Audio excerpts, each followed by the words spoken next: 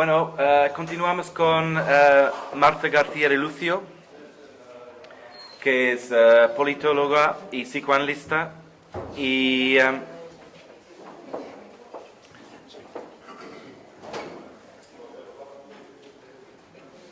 okay.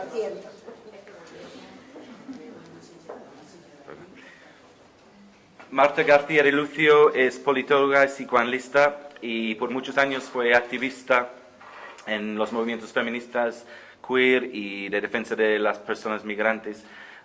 Realizó un máster en estudios de mujeres en Utrecht, ¿no? En Holanda. Recientemente ha participado en las jornadas en la Escuela de Psicoanálisis Lacaniana y ha producido varios artículos después. El imperativo sexuado de goce, que es sobre Foucault y Lacan. Otro artículo, Olvidar, no ser, en torno a la memoria histórica. Y por último, Una ética muy marica en tiempos revueltos. Libro homenaje a Paco Birarte, que es un filósofo era un filósofo y activista queer. Tienes 15 minutos. Es posible que yo sea la desobediente de esta mesa, que siempre tiene que haber alguien que desobedezca. A ver si lo consigues. Bueno, lo primero, muchas gracias por la invitación. Pensando en estas jornadas, me acordé que antes de entrar en el psicoanálisis, Pepe me llevó a un par de conferencias de Jorge Alemán, uno en Traficantes de Sueños y otro en el Círculo de Bellas Artes, y creo que fue la primera vez que yo entendí algo del psicoanálisis y en conjunción además con la política, porque justamente en este máster de estudios de mujeres lo poquito que se habla de psicoanálisis era bastante refractario, ¿no? O sea, no... y luego por otras cuestiones de la vida llegué al psicoanálisis a estudiarlo, que ya... pero de entrada eso estuvo ahí y me he acordado en estos días.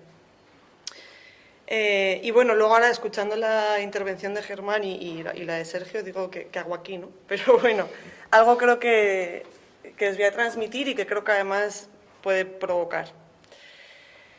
Yo voy a decir que he tomado de tu obra, Jorge, lo que a mí me sirve para cosas además un poco personales también a nivel político, porque como militante y como activista ha habido muchos momentos en los que no...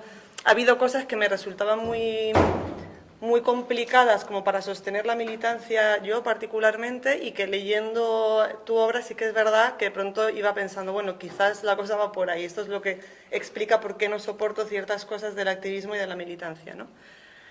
Que son estos debates ideológicos en los que podemos estar horas y horas debatiendo qué tiene que ir en el manifiesto, qué no tiene que ir, si somos antiimperialistas, si somos... Entonces es como un bla bla bla de horas que no llega a concretarse en casi nada y poco operativo, ¿no? Desde mi punto de vista.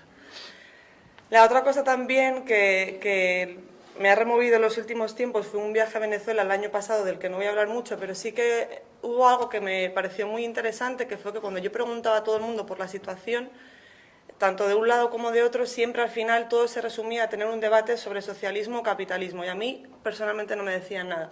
O sea, es como estar hablando todo el tiempo en unos términos que a mí me parecen que realmente no llegan a resolver la cuestión, ¿no? Y por ahí va a ir un poco mi intervención. Y esto mismo que me pasa en Venezuela me pasa aquí, o sea, cuando voy a comer a casa de mis padres, sin ir más lejos, ¿no? Que te ves debatiendo cosas como en un nivel que no van muy lejos. En este sentido, creo que sí que hay algo de lo ideológico que sirve como diagnóstico para poder describir un poco la situación y ver qué apuestas se hacen, pero creo, y es lo que voy a intentar argumentar, que pensar la realidad desde lo ideológico no te lleva muy lejos a nivel práctico, ¿no? Pensarla para hacer, no para escribirla, sino como intentar convencernos de cómo tenemos que pensar todos para lograr una transformación. Este es el punto que yo no veo, y por ahí he tomado tus ideas, que probablemente no las he tomado como se espera, pero lo podemos discutir. Entonces, bueno, la pregunta que yo me hacía con todo esto era cómo promover una política que se deshaga en la medida de lo posible del goce fálico, que genera cierto espejismo de la completud ideal, que anhela cierta realización de la totalidad, es decir, de ese simulacro que nos hace creer en el para todos ideal. Una política que además pueda despertar al hecho de que ni la voluntad ni la conciencia son la respuesta a las contingencias del escenario político. Un movimiento, a fin de cuentas, que no se crea que tiene lo que hay que tener, ¿no? Además, me parece que esta frase, que lo decimos mucho en nuestro castellano, ¿no?, de tener lo que hay que tener, pues cómo deshacerse un poco de eso, pero que tampoco se lamente en el pozo de la castración, ¿no? O sea, no pasar del creer que lo hay que tener, como esto quizás no es la salida, entonces pasar al lamento de que no se puede hacer nada. Se trata de pensar una forma de incidir en lo político e incluso en la política, si queremos, y dadas las sorpresas de los últimos años, que supere el goce del bla-bla-bleo de la retórica fantasmática ideológica. Porque, claro, en este punto es evidente que la pulsión está detrás del fantasma, ¿no? Y que hay algo ahí en el deshacerse en ideas y en debates y en a ver quién tiene la razón y cómo convencer al otro, que para mí es goce. Así como deshacerse de la voluntad de coherencia absoluta. También el fantasma es lo que trata de dar coherencia y que hace falta, pero que creo que ya que es así, tampoco hace falta exagerar. Pensar de qué manera podemos lograr que pierdan peso las identificaciones masivas hacia la utopía, hacia los otros revolucionarios o hacia el líder progresista. Aquí estoy cogiendo ideas de Jorge, pero me las estoy llevando donde yo quiero. Las advertencias que trae Jorge Alemán a partir de la obra de Lacan me parece que son un primer paso en esa dirección. Lo primero que me interesa pensar, y de ahí el título de mi intervención, es cómo es posible realizar el tránsito del plano del ideal a la causa. Es decir, encontrar aquello que es común para los sujetos en uno u otro movimiento, renunciando a la imposición narcisista de la retórica ideológica propia de cada uno. Y de esto se derivaría una segunda cuestión, la que hace al movimiento. Si bien la historia nos muestra cómo la retórica es capaz de producir identificaciones masivas y peligrosas a discursos y líderes de diferentes calados ideológicos, quizás hoy el escenario nos invita a escoger otras estrategias. No digo con esto que la ideología y su enunciación hayan perdido fuelle, probablemente no, pero la revolución tecnoinformática a la que asistimos hoy cambia las reglas del juego. Ya no basta el discurso y la enunciación apasionadas, hace falta saber seducir utilizando otros recursos. Quienes quieren convencer han tenido que sofisticar sus fórmulas. Para mí esto es un alivio, la verdad, porque nunca se me hizo fácil soportar el blablableo gozante, aunque no deja de ser igualmente peligroso. Y aquí sí que os quería traer un poco algo que estoy leyendo últimamente, que es el tema del Daesh, ¿no? De cómo estos terroristas, que además, a diferencia de Al-Qaeda, son terroristas muy jóvenes, logran seducir a otros jóvenes para que se sumen a su causa, ¿no? Y leyendo, bueno, he ido descubriendo, la verdad que es una pasada y no tengo tiempo para desarrollarlo totalmente, pero cómo estos tipos han pillado frente al discurso de Bin Laden, que aparecía súper viejo con su barba en la cueva, todo recluido, que tienen que atraer a los jóvenes no solo por la palabra, sino por todo un despliegue de imágenes, de cosas con las que estos jóvenes se pueden identificar.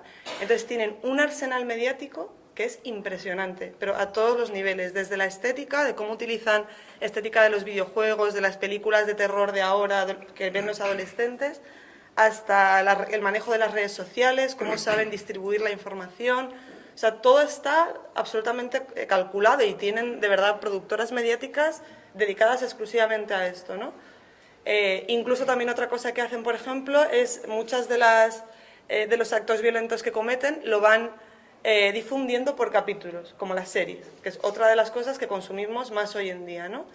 Entonces, para mí esto es un ejemplo de cómo ya no basta con el discurso, sino que ahora hacen falta otro montón de artefactos. Digo para bien en un sentido, porque al menos como yo lo veo, el blablableo para mí es insoportable, ya pensando en un movimiento que pudiera ser de izquierdas, y para mal, porque hay gente que sabe realmente capitalizar eso y desplegar todo esto y a convencer a jóvenes o a personas de causas perversas, o sea, que tiene sus dos lados. Lo que quiero expresar aquí, en cualquier caso, no es solo una hipótesis sobre la sofisticación de las herramientas ideológicas, sino también mi deseo de que desde los movimientos emancipatorios pasemos de la seducción ideológica a la delimitación de lo común, diría yo. Lo común en el sentido de Jorge Alemán, de lo común de la diferencia, de lo común del síntoma, y también pensado en las estrategias propuestas desde algunas activistas latinoamericanas que pensaban en Raquel Gutiérrez. Hay muchas distancias entre una cosa y la otra, pero sí que me interesa, y es algo que recuerdo pero no me ha dado tiempo de buscarlo bien, de cómo en una ocasión que tuve la oportunidad de acudir a un debate con ella y otras personas, ella contaba cómo la experiencia de lo común pasa por defender lo que es común, y lo que es común es aquello que, a pesar de cualquier otras diferencias, hay que reapropiarse y hay que defenderlo, ¿no? Entonces se me ocurría, por ejemplo, una cosa muy básica, el agua. El agua es un común indiscutible, o sea, no hay nadie que pueda vivir sin agua, es así, ¿no? Y ese real material, porque venía pensando, claro, eso es un real material, pero claro, el síntoma también es material.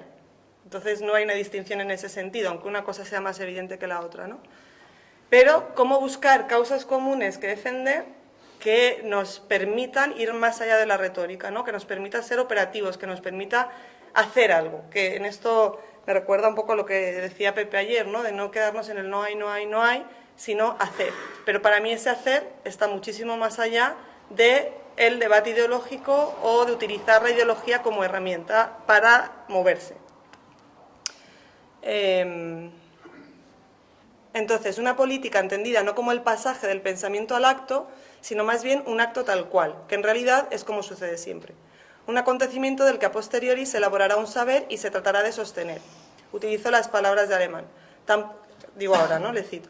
Tampoco se trata de pensar en el gran acto colectivo, sino en una serie inédita que vehiculice un deseo nuevo, que invente retroactivamente, esto me interesa, lo del retroactivamente, su causa, porque no tiene por qué... Porque no tiene por qué tener un fundamento a priori y que reconozca como soporte lógico lo que Lacan llamó en su día un deseo decidido. Aquí termina la cita. Por eso, si bien no se puede escapar del todo al anhelo de coherencia ideológica, dando sentido al ideal, quizás sí se puede aceptar la grieta que abre lo real. Mientras se esfuerzan en armar un intento de armonía ideológica que les defienda contra lo real, los militantes tienen la ilusión de que sí hay relación. Esta pretendida armonía del ideal es exactamente lo opuesto del saber hacer con la soledad común, que describe Alemán a partir de las enseñanzas lacanianas, que nos sirven para pensar la emancipación. Se trata de admitir lo real imposible. No es casualidad que en la era de la fantasía del hay, lo hay todo y todo puedes tener, prolifere el goce solitario, el individuo ensimismado. Esto es así porque precisamente hace falta asumir que en realidad no hay, para poder hacer con otros. Solo donde hay vacío se puede crear algo. Esto es un poco, además esto creo que no es nuevo tampoco, es algo, yo creo, la apuesta de Nietzsche frente al nihilismo, ¿no? Hay un vacío, pero se puede crear. Si todo está lleno y obturado, no hay lugar para el hacer, no hay espacio para un común. Además de como diagnóstico general de la sociedad occidental actual, también lo podemos pensar en términos de movimientos para la emancipación. ¿Cómo hacer juntos si cada uno cree que lo tiene? Por cierto, esta es otra de las ficciones del capitalismo que paralizan el movimiento. Hasta las personas en situaciones precarias, aunque se lamenten de su precariedad, a la vez creen que tienen suficiente que perder como para arriesgarlo defendiendo lo común. Jorge Alemán nos habla de un amor menos tonto, un amor que no sirva de velo para lo imposible. Yo diría que también hace falta una militancia menos tonta. Podríamos decir un militante que asuma el agujero de lo real frente al fantasma ideológico totalizante al que se aboca el militonto. Yo creo que yo misma y probablemente muchos hemos sido militontos muchas veces, así que no quiero ofender a nadie, ¿no? 3, bueno, a ver. Sí. Mira, voy a obedecer y todo. A ver. Y es que el ideal puede servir de horizonte si se asume la imposibilidad. Es decir, un lugar hacia el que caminar sabiendo que en el fondo lo que hace andar no es sino aquello que nos causa. Si no es tomado así, el ideal no solo se vuelve una expresión fantasmática, sino que además corre el riesgo de convertirse en un imperativo superyoico, ante el cual el sujeto se vuelve impotente. Y una política que pretenda cualquier tipo de movimiento emancipatorio, desde la impotencia tiene corta vida. En esto pensaba, por ejemplo, ya una anécdota personal. Yo del feminismo me llevé muchas cosas muy buenas y muy potentes, pero también hubo un momento en el que entendí que se me había convertido en un imperativo, ¿no? Y ahí lo vi claro y lo descubrí en análisis, por cierto. Entonces fue un poco ver cómo de todo aquello que yo aprendía teóricamente, que pasa con todo, me pasa también con el psicoanálisis, es tan distinto cuando lo lees de cuando lo encarnas, porque entiendes algo que es de otro orden, que no es de lo teórico. Pero recuerdo en análisis descubrir que todo aquello que yo defendía del feminismo no me lo podía ni aplicar. O sea, que había tantas cosas que... Otras cosas me han servido mucho, ¿eh? Pero sí que ha habido alguna que se convirtió en un imperativo, en una cosa súper yoica, que además no funcionaba porque era imposible de realizarse en mí, no digo en otras personas, ¿no? Entonces, de ser un horizonte hacia el que ir y hacia el que caminar con demandas concretas, que eso tanto en el feminismo como en cualquier política me parece que es el punto, las demandas concretas, aunque ayer hubo también un debate sobre la demanda insatisfecha y así, se convierte en un imperativo. Una vez que has aprendido, has leído que las cosas deben ser así, las deberías encarnar, pero no funciona, ¿no? Pues yo qué sé, desde todo el cuestionamiento del amor romántico, y entonces tú eres la más romántica del mundo, ¿no? O no puedes... Yo he tenido también amigos que me decían, es que yo no quiero sentir celos porque sé que eso es machista, no sé qué, y decías, pues que, pues si lo sientes, a ver qué hacemos, ¿no? O sea, será otra cosa, no responder teóricamente a eso, sino darle otra vuelta por otro lado. El ideal más tarde o más temprano trae la decepción. De esto nos ha advertido la enseñanza del psicoanálisis. Ya lo dijeron ayer, no hay el sujeto nuevo, como no hay un mundo nuevo, y luego iba a mencionar a Amanda, pero no está. Iba a decir, Está en la cama. Iba a decir, a ver si un día nos cuenta un poco más de ese fin del mundo no apocalíptico. Es por esto de que no hay transformación total que tenemos que cernir la causa, para lo cual es imprescindible la tachadura del sujeto, es decir, asumir la falta en ser. Y lo común a partir de nuestras diferencias absolutas. Lo digo en plural porque la diferencia de cada uno hace muchas diferencias, ¿no? La ideología es, por un lado, diagnóstico y hasta ahí me interesa. En el momento en que pasa a ser doctrina, me parece que entra en el terreno de un goce que no me interesa en absoluto. La causa, a mi parecer, es lo que hace el movimiento, y en este sentido, ser capaces de hacer desde la soledad del síntoma, desde lo que causa íntimamente a cada sujeto al movimiento, y por último, desde lo que se puede cernir como común exterior, es lo que puede acercarnos a cierto grado de emancipación, no sin sus complicaciones, contradicciones y paradojas. Gracias.